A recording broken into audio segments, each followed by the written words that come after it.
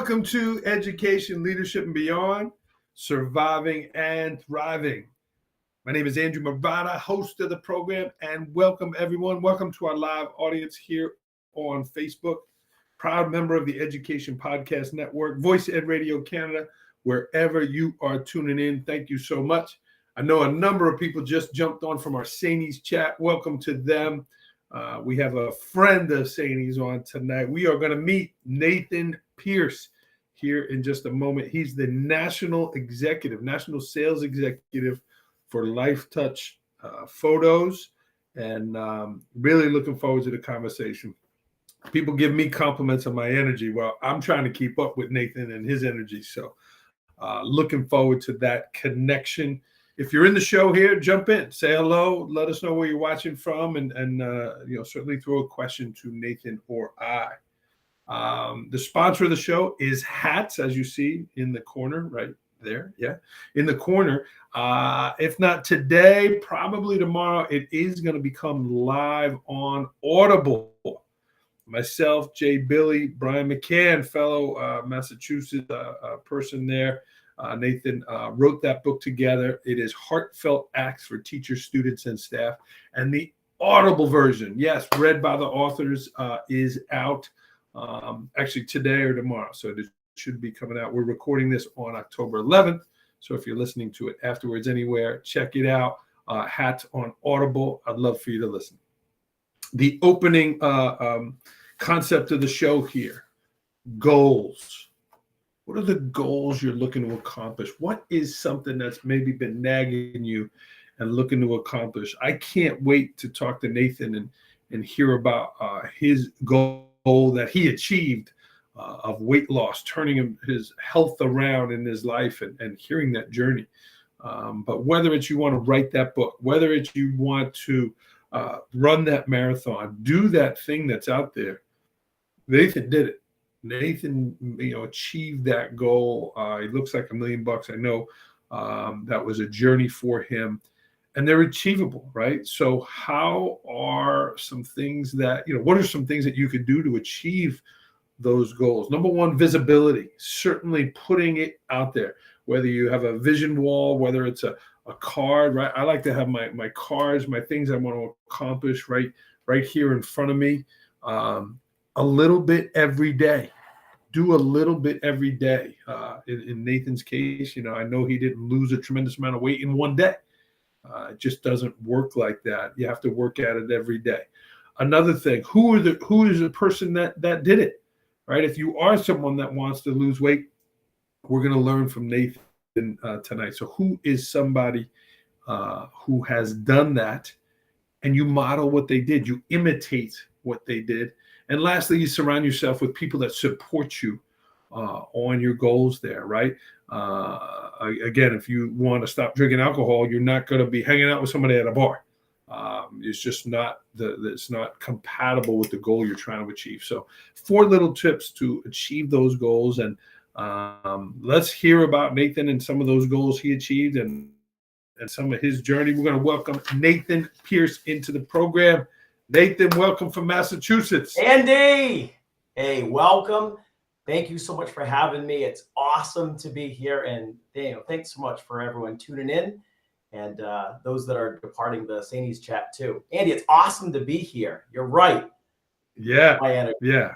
You too, Nathan. My family might jump on the chat and say, go with Andrew. I don't know. They'll say that maybe that's a Massachusetts thing. But Nathan is the Life Touch sales, national sales executive. And Nathan and I, like many of my professional friends, we kind of connected through Twitter. And we finally met up in Vermont this summer. Nathan, it's an honor to have you on. Nathan, I want to start with your positive energy.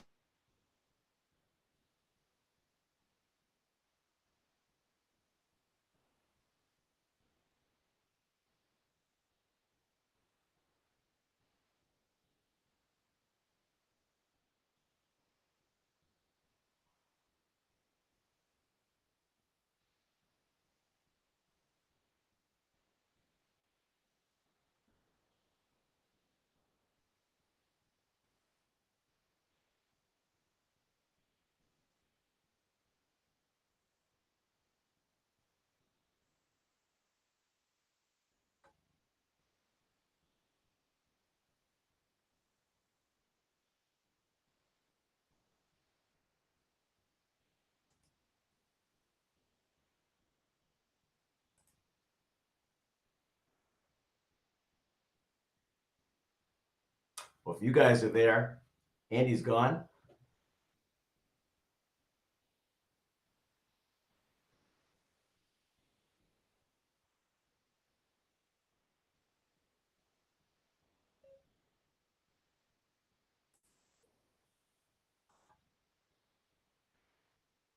Well, maybe I should just do the show then.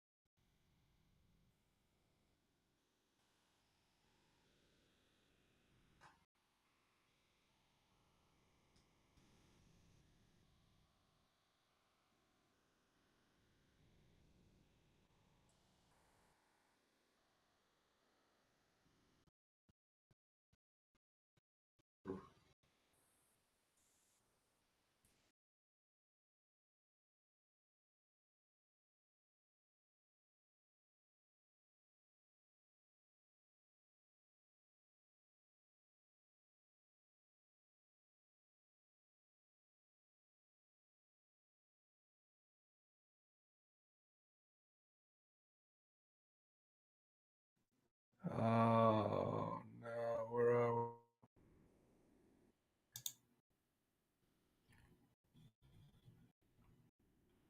Are we back on? We are back on here. Yes. Okay. We are back on the internet. Nathan, we made it. I know I'm a New Yorker and you're from Massachusetts, but you ain't gotta hang up on me like that. What happened? You know, I saw the stinking Mets hat in the background, and I said, you know what? That's it. You know, you can only right there, right? See, Larry's got it. I knew I liked Larry best. No, I just 86 Mets. I know it's a sore spot for you New oh, Englanders. You know. and you know, I know, right? God, Larry. You know, and you know, we talk about the Murata kids coming in and rolling in, and you know, right outside this door, I've got a 5-year-old and an 8-year-old that would absolutely love to drag Daddy into Fight Club, and unfortunately, well, we'll see about that, Larry. So, you know, I think before we dropped, we had a question. I don't know if it was about the necktie, because that's what I usually get the most questions about is, bro, what's with this necktie? You're always wearing this. We'll get to the necktie, but the first question, Nate, and I apologize to our audience here watching. We dropped the internet. Was really about your positive energy. I felt it through our communications online, and certainly when we met in person. You have it. Is it something that is natural to you? Is it something you have to turn on? Describe and tell me about that positive energy, Nathan. Well, the first thing I'll say about that, and thank you, I guess is the first thing I want to say, is thank you for recognizing that.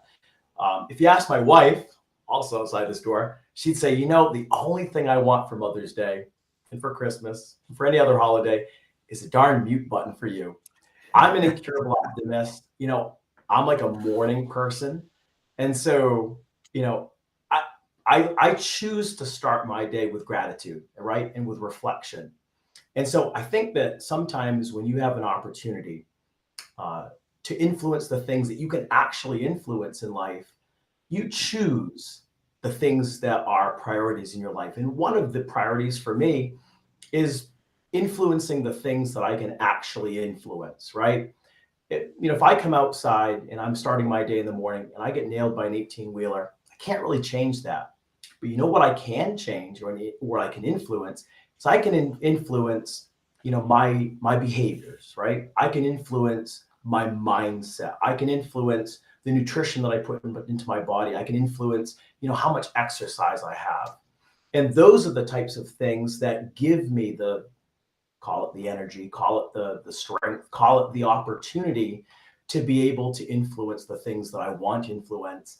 And, by trade, I'm a photographer, right? And my job literally is to make people smile. Really good at it. But I think that translates into all parts of who I am. And so much of who I am is not just the role, but it's who I want to be and how I want to model behavior and various things for my little boys too, right outside this door. Yeah. And you do that in person, you do it online, you certainly do it through your work. Nathan, you mentioned about the nutrition in your body, and you made a great change some years ago in terms of weight loss. Tell me that story. Tell me about that journey. And how did you do it? How did you turn the corner? I mean, you look like $1,000,000. Your shirts, everything looks great. How did you do it? Sometimes we have bookmarks in our lives, right? Or we have specific Mm. milestones that we can point to and say, man, this was a turning point for me. Going back 3 years, 3 years ago, right during COVID, I was north of 300 pounds, unhealthy. I always say when I meet some of you over at Niscus and at Saints and all throughout the world, right? Um, or wherever I meet you, people always go, "Oh, I'm about 5'5", right?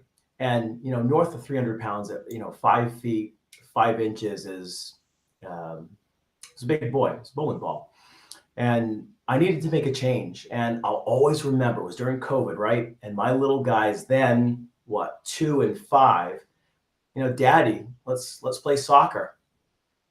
Couldn't do it. Couldn't do Mm. it. Didn't have the strength. Didn't have the energy. Just didn't have it in me. And it was like someone opened a window into my soul and said, you know what? You're knocking on the door at 40 years old. You don't make a life decision. You don't make a life change. You have the possibility of leaving your little boys potentially without a father figure. No pun intended there, Andy, on the father figure reference. I actually thought it was a pretty good one. So that's the moment for me, Andy. It is. I have this moment when I've loved athletics my whole life, right? I love playing them. Neighbors ring the doorbell. Hey, Mrs. Pierce, can Nate come out and play? I mean, that's who I am. I want to dig in and have fun all the time. But my weight was an impediment to that. Was a speed bump for me for sure. And specifically, I mean, very seriously, I didn't want to drop dead at 40 years old, with a heart condition and not be the type of person that my boys need in their lives as a role model and as a breadwinner, of course, and a supportive husband and father. And that was the moment for me. And I made a decision, Andy. I said, no more. Kind of what we were talking about, the optimism and the gratitude and the positivity, that goes kind of hand in hand. I can influence, making that decision to wake up at 4:45 in the morning, making that decision to go for that long walk or to do some strength and conditioning or to go on the run or the bike. The bike saved my life. Those are the decisions that we can make. And that was the moment for me, though. That was the moment. And was it a change in the diet? Was it a change in your physical fitness? Obviously, you had that moment and you made up your mind that you're going to do it. But how did you start? The Nathan Pierce I met is very disciplined, is very structured. What were some of the practical things you did to physically lose the weight? That's exactly what it was. It was really sitting down for a moment and really kind of thinking, wow, how do I do this? And so when I approach challenges in my life, personally, professionally, I get some coaching from those from those who I care about and who I trust to provide insight. And so I had a few of those in my life. We may touch on a few of those in a bit, perhaps, but I've had some in my life that I call upon from time to time to give me sound reasoning and to give advice. And part of it, you're right, absolutely was nutrition, right? I mean, you can't keep doing breakfast sandwiches and extra, like I did. You load up on fats and carbohydrates and sodium first thing in the morning, coupled with all these empty calories, it builds up. And so I made a conscious effort, right, is to make sure that almost every day I was participating in some type of cardiovascular exercise, right? Trying to be, not to say consistent, but trying to be um, disciplined in making sure that that was going to happen. You know, and I think so many times we run the risk when we have busy lives, right, of kind of foregoing, uh, the exercise, right? I mean, we've all been there, right? Early day, you're getting up, you're going to work, you're giving it your all, and you come back, and then you're playing Uber driver and chauffeur for the kids, right? And you're going to fall baseball, and you're going all these different places, right? And sometimes it takes a moment to be able to say, you know what, my wellness has to sit and have some of my top priority. It just did. And I hadn't been doing that. And that was something that I absolutely did to start this is yes, having a specific routine, making sure that I prioritize wellness. And something that I still do to this day is I'll block off 30 minutes, 45 minutes, maybe sometimes even an hour, and I will specifically block off wellness into my calendar. It's critical as a high functioning, professional. I want to make sure that I have enough in the tank to be present, not just for myself, but for my wife, for my boys, and for those that count upon me. So, yeah, changed my diet, changed the way that I approached exercise, and changed my behaviors in terms of kind of reshuffling the prioritization of where I put wellness in my life. Well, good for you. I'm proud of you. I know your family is as well. If you're watching live, certainly jump in with a question or a comment. And Nathan, you go to a conference now, and again, you dress sharp, you've got positive energy.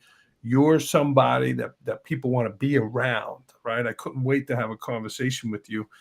Let's talk a little bit about your professional life. You're again the Life Touch National Sales Executive.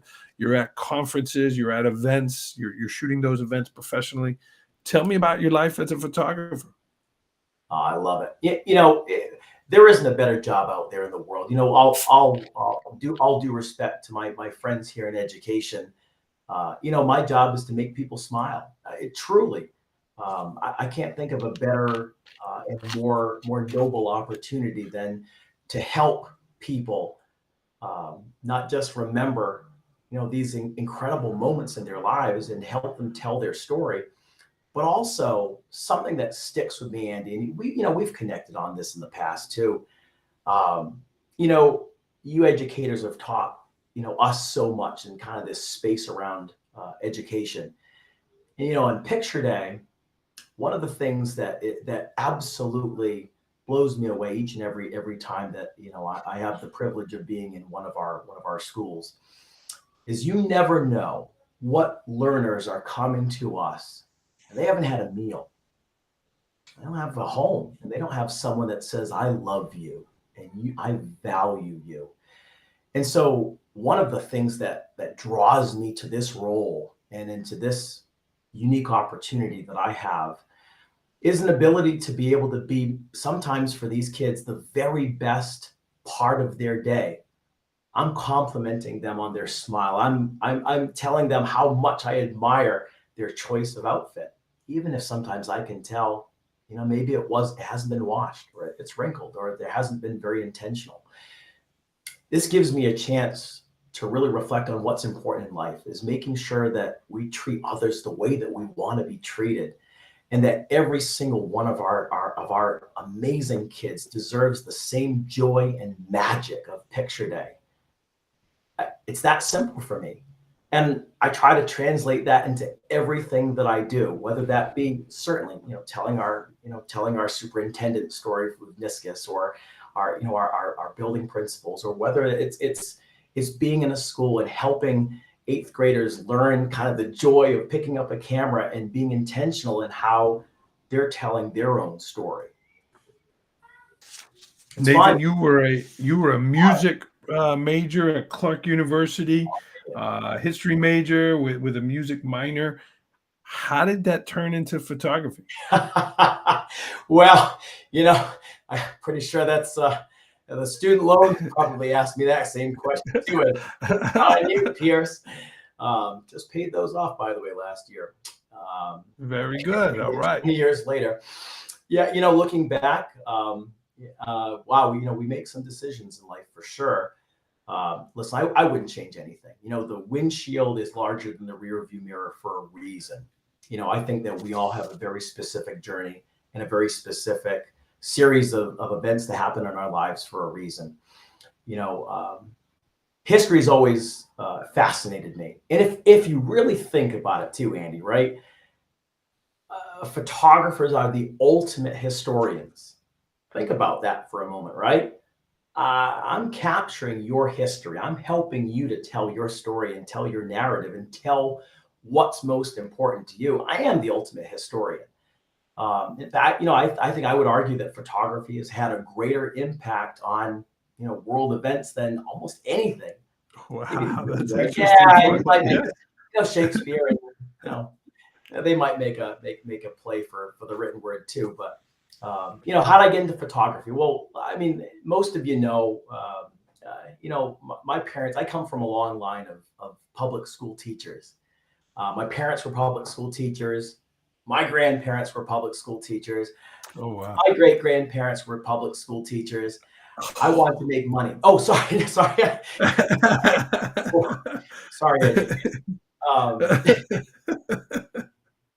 Half kidding. But in all seriousness, though, you teachers, you guys got the original side hustle down, right? And what does a school teacher, at least in Massachusetts, right? Most of our communities in Massachusetts have an opportunity, kind of that fourth week of June, right through arguably the third to fourth week of August, have this downtime. And so my family had a lot of experience in terms of the ultimate side hustle, right? Is turning that downtime into photographing, key special events, weddings predominantly, as well as the first communions of the world and all those types of things, and the family reunions and those types of things. And I gravitated to it. I remember going out starting around 10 years old, and going out with my dad, my grandfather, and learning how to get the best expressions and emotions from people, learning what types of things made people smile, and what types of things were made it fun, brought the energy from people and helped you. When you're expressing authentic joy, there's no better image out there, truly. Think about grandparents seeing their newborn grandchild for the first time. Think about that moment when your son, rounds third base, coming for home. Mm. My gosh, right? I mean, there are so many moments, right? Authenticity is everything. And so I learned from a very, very early age, nearly 30 years worth of experience in terms of translating, that capturing of expressions. I fell in love with it. I just didn't know that was what I wanted to do early on when I went to Clark. And I always loved history. I always loved the American experience. Kind of this idea that we've kind of created something really special in this country. And I love the ethic of kind of bringing yourself up from nothing and creating something really special. That's always gravitated to me. I always like music, right? Recovering trumpet player. Yeah. Nathan, principals have a lot of night obligations. They're away from home. They're at events. But you travel a lot for your job. You're at conferences. You're traveling places. You're staying there. How do you find the balance having two young boys and being away from home? How do you manage that time? Step number one, you find the right person to be your life partner. And I marry Murad. I'm sure you're the same. Man, did I marry up? I don't deserve her. I'm sure you don't deserve her either. Listen, in all seriousness, though, I'm married up. My wife Ophelia is my rock. She is my absolutely everything. She and I share everything. She's behind me 110%, and then some. my wife is my biggest cheerleader, my biggest fan, and my biggest critic, and that's for a reason, right? We plan our work and we work our plan is kind of that. I know we've heard that a bunch of times, right, in our lives and surrounding education, but I live that, and so we pull down our calendar together, and we have a shared Google Calendar. We kind of identify, here are some key milestones. Here's open house. Here's the PTO meeting that I truly can't miss. Here's some opportunities. That we need to make sure that are represented on our calendar. Family comes first. Family comes first, right? So we take all those calendar items together and we really plan the work around it. Yep, there were some places, in my role, I'm all over the place, certainly, mostly in the Northeast, right? New England, New Jersey, the Empire State. And for me, it's about working the plan. And so I try never to be away any more than about 2 nights because I do respect and I'm sensitive to the fact that, right, I do have a 5-year-old and I have an 8-year-old. And I have a wife who I deeply care about, her obligations to sanity. And she's a working professional also. And I want to be certain that I'm present. But that's how we do it. Family first, share the calendar, and then sprinkle in the work opportunities so that we can maximize all of what we want to get done. So important that you're communicating that and that you have the support from your wife. Another person you had support from is a great mentor of yours, Peter Wright. You shared a lot about Peter. What are some takeaways that you've learned that now you're putting into action, helping other people? Yeah. I think that, I owe a massive amount of gratitude to, my coach, my friend, my mentor. His name is Peter Wright. He's from Southeastern Connecticut. We all need someone in our lives, right? That's not just a cheerleader, someone that's going to call you out, right? When you make a decision that, maybe is not well thought out, or maybe it is thought out. But it's the wrong decision. Someone in your corner that cares for you so much and is not afraid to say, Nate, they're not going to say that was a bad decision. They're going to say, hey, listen, have you ever considered the different outcomes that you might have tried had you done this, or this? Same thing. And I know it sounds like I'm talking about the Tales from the Hardwood here, Andy, but but this is what made me think of Peter Wright. He doesn't just say, "Nice job." Yeah. Hey, I really like it how you kind of weaved your story and your experience and talking about how reaching out to families that may not have English as their preferred language is such an important ingredient. In terms of a selection of school as an example, right? I mean, a lot of times, that's something that's not looked at, right? Is, do we choose a photographer that has the same ability to communicate with families that don't speak English at home? Maybe they speak Spanish or Portuguese or something like that. Peter is amazing in the sense that he challenges me to be the very best version of myself. But we all need a Peter Wright in our lives who isn't just going to say, nice job. Someone that's going to say, yeah, I like how you did that. And maybe next time add a little bit more of this. Or, hey, that's a great message.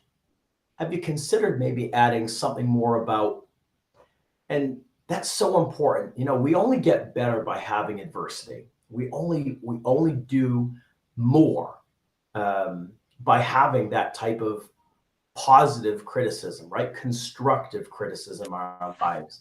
And that's what coaching is all about. And I've always been so proud to say, hey, listen, I'll never be the smartest or the best looking. My wife reminds me of that all the time. But I will outwork you and I will out hustle you. And that's really, really important. And I think you might outdress a lot of people as well there, Nathan. Tell me about the necktie here late on a Wednesday night. Oh, I love it. Hey, listen, my boys picked this for me. It's got little flamingos, in case you can't see on my webcam here. So I have two reasons, actually three reasons that I wear the necktie. Number one, we lost my dad and my grandfather during COVID-19, May and then June of 2020. Yeah. Listen, I'm sure that most of us, right, were impacted by the pandemic at some level. Mine just happened at the very beginning. Both were public school teachers, as I shared, and both wore a necktie every single day because they were in communities where we had a lot of underserved youth, many young men that may not have had father figures. Dressing in a necktie was meant to model citizenship and to be a father figure. Another thing that stands out to me is that when you're north of 300 pounds, you know how hard it is to find a shirt that closes around. I mean, when you have a 19 or a 20-inch neck, yeah, it was that big. It's really hard to find a shirt, and then therefore it's really hard to wear a necktie with it too. You feel like the world is closing in around you. And so I wear a necktie also to remind myself, when this gets a little tight, maybe I need to adjust something or recalibrate some of my behaviors.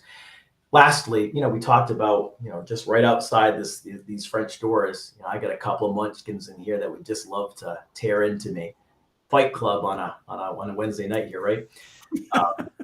But we talk about work-life boundaries, right? And my boys know when dad has his necktie on, this is an outward symbol that, yeah, right, exactly. Dad's working. Outward symbol that I'm doing work, right? And I'm not yet able to be present for playtime. When this necktie comes off, and I'll see those little faces through the window, right? And when this necktie comes off, Daddy! Daddy's home. World, man. And so that's why for so many folks that through COVID-19, it really changed the way in which, we all had to kind of re-navigate and relearn this work-life balance. For me, it's the ultimate, it's the ultimate outward sign of where I'm literally drawing the line between work and where my life not where my life is, but where I can be present for my boys and wife for playtime. Beautiful. Great answer. And certainly a nice tribute to your father and your grandfather. I'm sorry for your loss, Nathan. And but that's great to carry on that tradition. You look great, Nathan, the shows go fast. It's unbelievable. You and I could talk for hours. But before we get to rapid fire, is there something that you want to talk about that I did not ask you? The only thing that really comes to mind is I love that concept of how we demonstrate an attitude of gratitude with others. I've had several conversations today, specifically about that. Let me just say really quick is that I love offering not fake or fluff to people, but there is nothing like reaching out to someone to let them know that you care, that you're there, that you value someone. I think we've all seen on Twitter or LinkedIn or wherever your social media might be. There's this diagram out there, right? And it's this great big circle, and there's a tiny little circle inside that big circle, and it says someone else's life, and then that tiny little circle represents what you know about that person. You never know if you're next to someone and that person is just crumbling inside. And I make it my mission every day to make sure that I am lifting up those around me. I want to shine my light. I've been given this gift and this opportunity to make people smile, to make people feel great about themselves. I mean it. It's authentic. It's intentional. My compliments aren't designed to just be filler. They're designed to try to reach out to people so that if someone is having the worst day of their life, I can be that bridge, perhaps, in restoring some of their faith in humanity and giving them some grace to be able to maybe pick themselves up or ask for help. Or maybe, just maybe, someone's going to say, wow, thank you, and pay it forward to someone else too. Yeah. Attitude of gratitude. You model it, Nathan. Just saying. It's in your actions. It's in your writings. And man, I saw it on display in Vermont. So kudos to you for that. I love it. Attitude of gratitude. Plan our work and work our plans. The windshield is larger than the rearview mirror, and bookmarks in our lives. You had a bunch of great nuggets here. Great stuff, Nathan. Yeah, awesome. Well, let's get to rapid fire, Nathan. I know you got people chomping at the door. Those early mornings can't come early if you don't get to bed early, and I'm an early guy myself. This is rapid fire. Your first answer. Are you ready? I am. Bring it. Let's go. Last book you read? Oh, it's gonna be Splendor, Line of Splendor by Selena Baker, about Nathaniel Green, the Patriot. Last movie you saw? Paw Patrol. I have a 5-year-old and an 8-year-old. Last concert you went to? Oh gosh. Good question. I've got 2 kids. None. Yeah, you'll be going to the Teen Bop concert at Taylor School. You'll be going to Taylor Swift with them soon. What's your favorite dish? Pasta bolognese. Ooh, nice. You can get that down at the North End for sure. North End, that's right. Go and get some cannoli. Yeah. Favorite place to travel? My wife and I honeymooned in Italy. I love Portugal, but Italy's a real soft spot for us. It's awesome.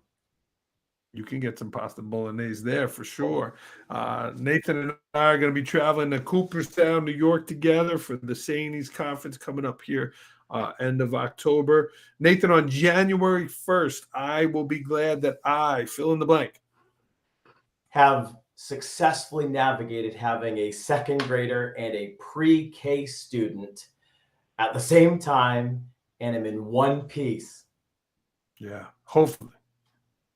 Maybe. Oh, maybe. Maybe.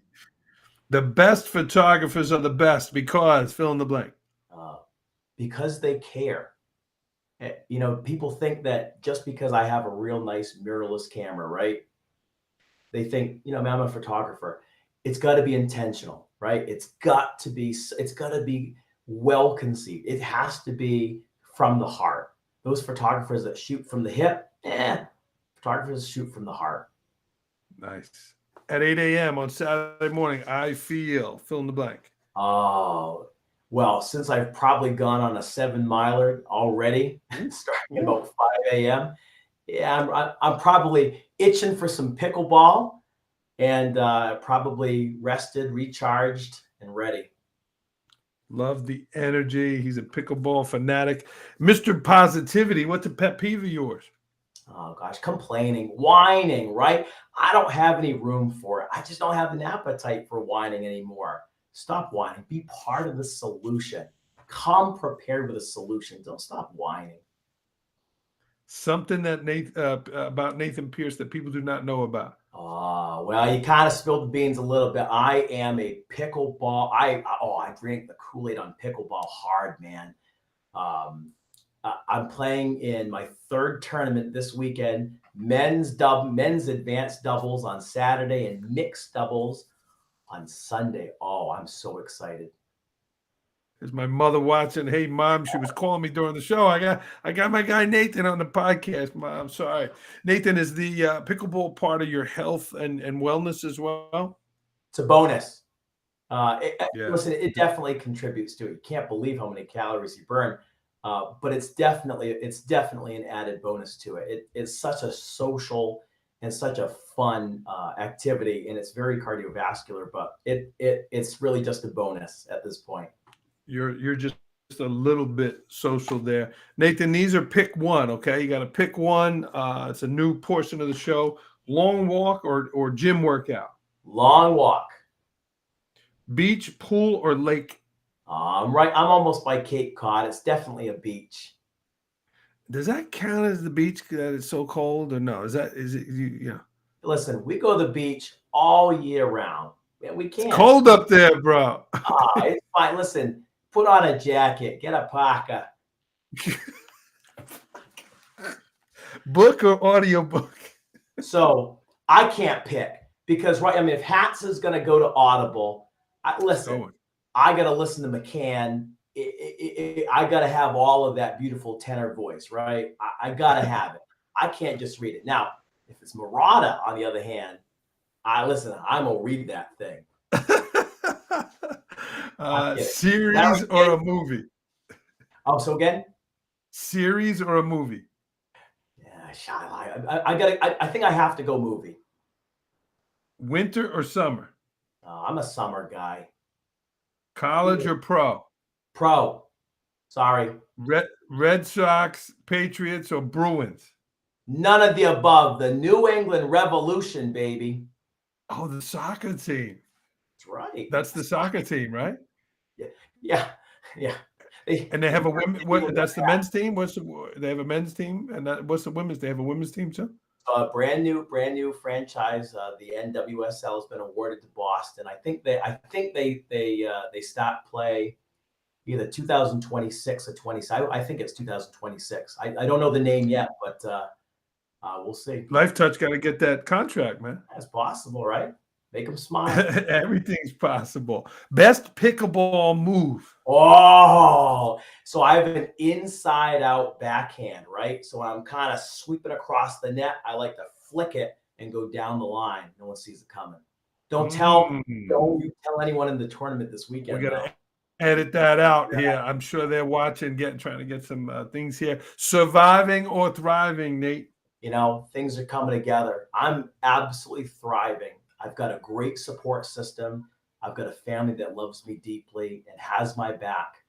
I've got amazing coaches, mentors, and amazing folks around me. I'm absolutely thriving and so grateful and so humbled to have that opportunity. Love it, and you see it in your energy for sure. Nathan, I know you're at NP_LifeTouch on Twitter, now known as X. But best way to get in touch with you? Yeah, absolutely. Twitter is fantastic.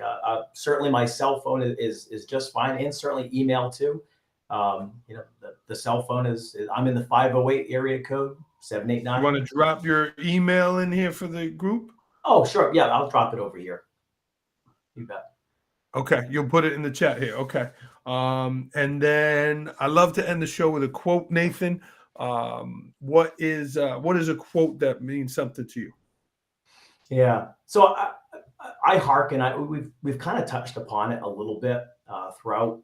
It's not original property for me, obviously. I liken it back to the golden rule. So much of what I believe in, really stems from just the ability to treat others the way you want to be treated. But I'll also be gravitated to something that I think is attributed to Maya Angelou, right? Is Maya Angelou says, people are going to forget about what you said. Good chance they're going to forget kind of how you said it, but they'll always remember how you made them feel. And I try to remember those words, and I try to live those words by understanding that, talk is cheap, actions mean something. And that's really something that helps me to try to govern the relationships that I have, and to try to model, the very best of myself and be present for those that I care about. This is Nathan Pierce, friends. Life Touch is his company's amazing person, amazing photographer. He shared a lot about himself today. Nathan, it was truly an honor to have you on. You are an impressive young man. You got your people there? Are they pinned against the door? Are they in bed, Joel and Simon? You want to have them come say hello here? I mean, you got through the show. Anything happens when that door opens. So I hear the necktie. Is he done yet? I already hear it too. I'll save that for the next one. Yeah, certainly a shout out to your family. Nathan, it's been an honor. We will be in Cooperstown together, but if you're fortunate to have Life Touch, Nathan is someone that can help you. We are going to sign off here on the program. If I can help you in any way, I'm at Andrew Murata 21 on Twitter. And like Nathan shared earlier, hats, my latest book with Brian McCann and Jay Billy is out on Audible. Check us out. Should be out in the next day or two. Had a blast reading that. Nathan, best, my friend. To you, sir. Thank you. Thank you, everybody. The attitude of gratitude. We're going to sign off here. Nathan, you stay on the line. We are going to sign off. Keep rolling, friends. Keep surviving. And